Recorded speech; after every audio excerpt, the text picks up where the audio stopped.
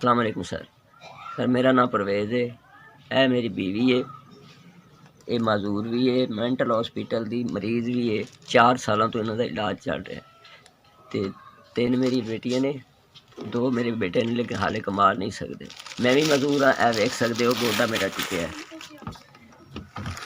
इस वजह नाल जी मैं भी कोई नहीं खाली काम शाम कोई नहीं कर सकता पाया। जिथे दी शादी बच्ची दी रखी है उन्होंने कोई डिमांड नहीं की थी। बच्ची दी जिद है कि कोई ना कुछ तो मैनू अबू जी दे के भेजो, तो मेरे हाथ माली हालात ये साथ नहीं देंगे कि मैनू कुछ दे सका।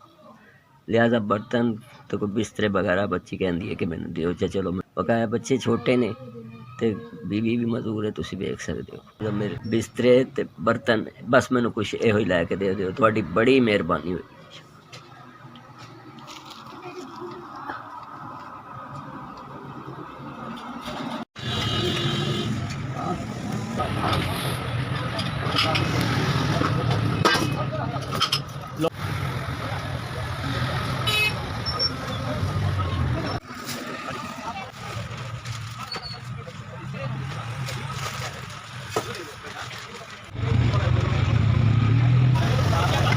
Vậy là kia thôi rồi.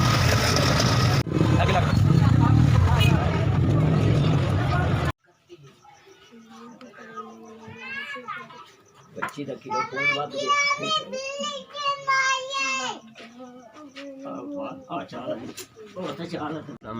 मैं बच्ची के तेज वास्ते बड़ा परेशान सा, तुसी मेरे नाल बड़ी नेकी की है, नाल ले जाके मैनू सारा समान दिवाया जे। अल्लाह पाक तुहाडा दिता कबूल फरमावे, हमेशा दुआवां च याद रखांगा इंशाअल्लाह। अल्लाह पाक तुहानू ज़्यादा तो ज़्यादा देवे, अल्लाह तुहानू ज़्यादा तो ज़्यादा देवे। मौला पंचतन पाक इतना देवे, साडी सोच तो ज़्यादा देवे। तुसी साडी मदद कीती, अल्लाह पाक तुहानू ज़्यादा देवे। बाद